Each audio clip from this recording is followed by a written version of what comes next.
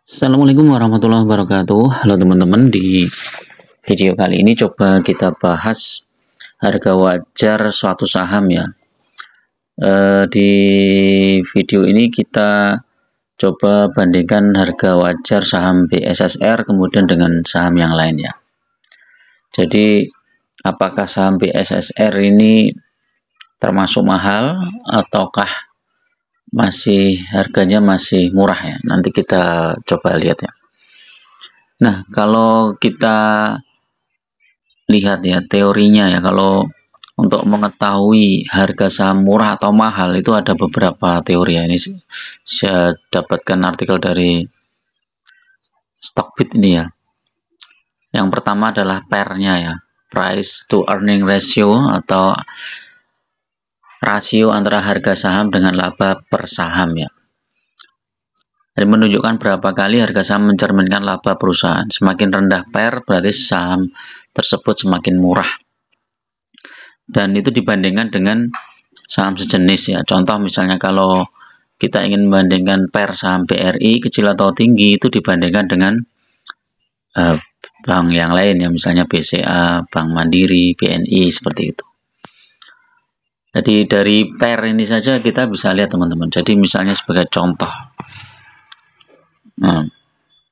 BSSR ini PER-nya 3,98 ya. Coba saham sejenis misalnya Adaro misalnya. Adaro 3,9.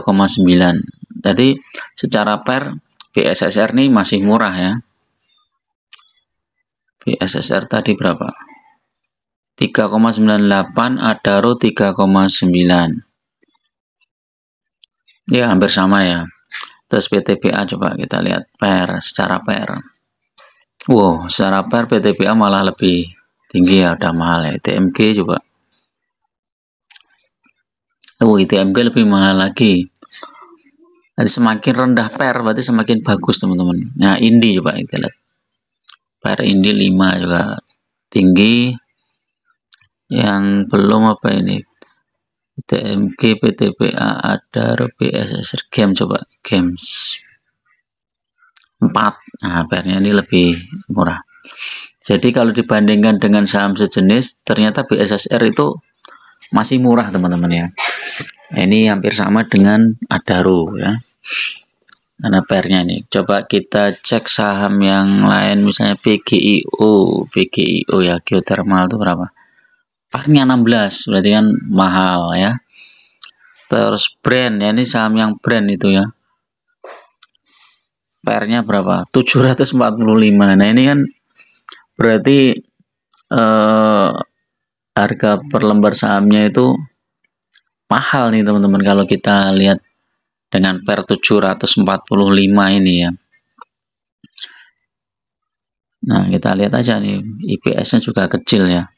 Makanya banyak yang mengatakan bahwa saham brand ini sebenarnya ya saham gorengan ya, karena ini lihat PBV-nya besar, PER-nya juga besar ya. Terus kemudian yang kedua ya, berikutnya PBV atau price to book value ya. PBV adalah rasio antara harga saham dengan nilai buku per saham. Nilai buku adalah selisih antara aset dan kewajiban perusahaan. Secara matematis, rumus PBV adalah harga saham dibagi nilai buku per saham. Nah, ini ada semakin rendah PBV berarti saham tersebut semakin murah. Biasanya saham dengan nilai PBV kurang dari 1 dianggap sangat murah. Tapi walaupun begitu teman-teman jangan terjebak ya, belum tentu yang saham yang PBV-nya rendah banget itu menarik ya teman-teman. Saya kasih contoh ya, misalnya Indi ya. Indi ini PBV-nya 0,35 ya, tetapi ternyata harga sahamnya juga enggak. Harga sahamnya turun ya, 6 bulan turun, 1 tahun turun, 3 tahun juga turun. Jadi jangan terjebak di sini ya teman-teman. Walaupun PER-nya lumayan ya 5 ya, tapi PBV-nya 0,35, terus harga sahamnya juga sekarang masih turun. Nah, bisa jadi nanti kinerjanya juga turun biasanya teman-teman. Nah, ini ternyata kinerjanya juga turun. Seperti itu ya. Jadi nggak mesti yang PBV-nya murah, PBV-nya di bawah 1 murah terus teman-teman langsung beli gitu. Coba kita lihat Clio ya.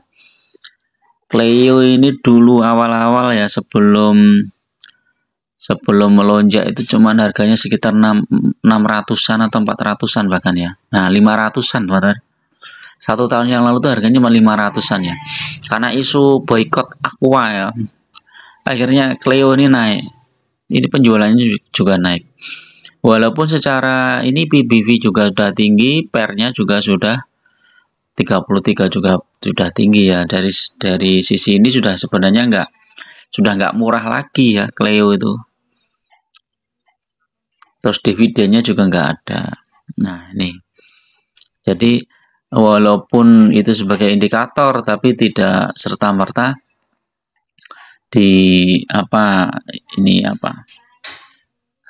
kalau yang murah lebih bagus itu nggak semerta. BCA coba ya. BCA itu PBV-nya berapa? PBV-nya 5 ya teman-teman. PR-nya 24, berarti kan tinggi banget ini BCA dibandingkan Bank BRI. Coba PBV-nya 2, PR-nya 11. BMRI PBV-nya 2, 2,4, PR-nya 11. Terus apa lagi ya? BBNI PBV-nya ini masih murah nih, 1,2, PR-nya. Tapi secara PR BCA paling bagus ya. Enggak, deng, paling tinggi nih ya berarti. PR-nya 24. Berarti kan mahal nih BCA. Berarti ini sudah bukan murah lagi ya saham BCA nih ya. Nah, kemudian apalagi ini ada price earning to growth ratio atau PEG ya. PER dibagi pertumbuhan IPS per tahun. Nah, ini idealnya investor mencari saham perusahaan dengan PEG rasio kurang dari 1. Sebaliknya, saham dengan PEG rasio lebih dari 1 dianggap sebagai saham mahal. Nah, ini salah satu contohnya teman-teman ya. Misalnya ini membandingkan United Tractor dengan Hexa. Setelah dihitung ternyata United Tractor ini masih murah gitu kan ya. Ini hitung-hitungan seperti itu.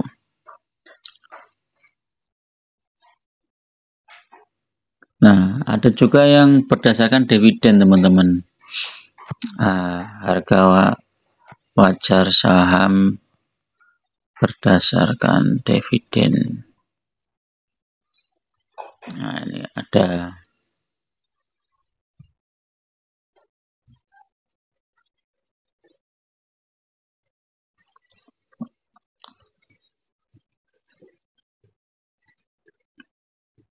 ini nggak install nih ya.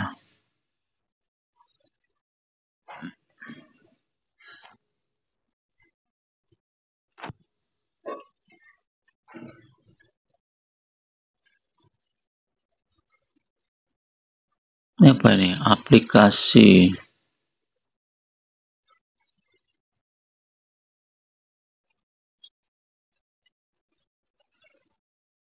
Ini price to book. Nah, ini metode dividend yield ini ya. Digunakan untuk menghitung rasio dividen per saham dengan harga saham presentasi dividen yang diterima ya. Semakin tinggi dividen yield, maka semakin tinggi pula dividennya. Jadi ini teman-teman, kalau dividennya besar maka harga sahamnya juga bagus gitu ya. Ini contoh misalnya, saham Sido berada di harga 1000 dan membayar dividen 50.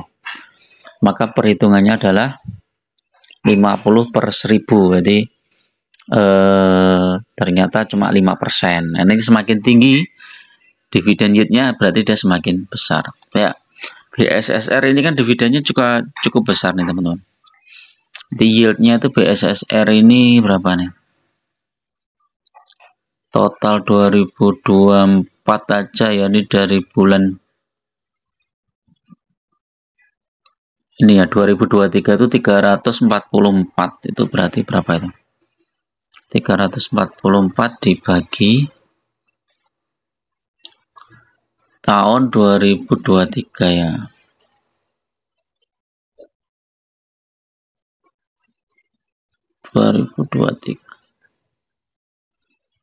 Tahun 2023 itu harga sahamnya sekitar 4.300-an ya. Nah, berarti kan 8% ya, gini teman-teman.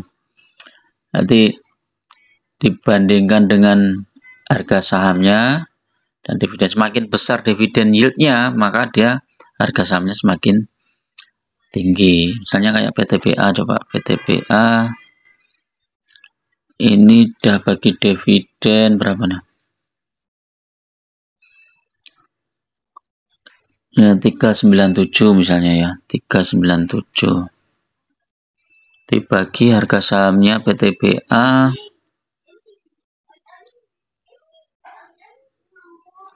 satu tahun yang lalu berapa? 3.075. Nah, ini 12,9%. Berarti dari sisi dividen PTBA lebih menarik. Seperti itu ya, teman-teman. Jadi jangan pula terjebak di apa ya? PBV yang kecil seperti itu ya, karena bisa jadi PBV yang kecil itu ternyata sahamnya nggak menarik ya. Sebagai contoh yang lain, coba misalnya apa, BCTM PBV-nya berapa? Nah, ini PBV masih 0,6. Ini BCBR coba. Ini PBV juga 0,6. BCA sudah PBV-nya berapa ini? 5 ya. BCA udah 5 tapi harga sahamnya naik terus ya. Nah, harga sahamnya terjaga ini. Walaupun sempat turun, dia naik lebih tinggi. Turun lagi, naik lagi. Ini udah tembus lagi 10.000 ya. Mungkin bentar lagi udah tembus lebih tinggi dari 10.300 nih BCA nih. Sebelum nanti mungkin terkoreksi lagi ya. Karena orang percaya ya dengan BCA itu pasti kinerjanya lebih bagus ya. Nah, ini terbukti dari IPS-nya juga naik terus nih BCA dari 255, 330, 395, sekarang udah prediksinya 418. Makanya orang banyak tertarik di saham-saham seperti ini. Walaupun ini sudah bukan saham yang murah lagi ya, tapi orang lebih tenang ya ketika pegang saham yang ini. Kayak AC Hardware, coba ini berapa nih? PBV-nya juga sudah 2,3, PER-nya 17. Unilever, Unilever udah PBV-nya 24 ya, PER-nya 20. Jadi memang wajar udah kemahalan ya Unilever nih. Nah, ini sahamnya turun terus nih. Astra, coba Astra. Astra, nah ini teman-teman, PBV-nya 0,9 tapi harga sahamnya turun. Jadi memang nggak mesti ya, PER-nya padahal cuma 6. Ini secara laba ini bagus ya, cuman dia ya PBV-nya turun ya, mungkin orang sudah nggak banyak yang ini ya tertarik ya di saham Astra ini ya, sehingga harga sahamnya turun ya. Walaupun PBV-nya 0,9 ya, masih murah ya. Kita lihat PER-nya juga turun ya, dari 836 ke 700 ya, prediksinya ini ya. Nggak tahu nanti semester triwulan kedua ini bagaimana.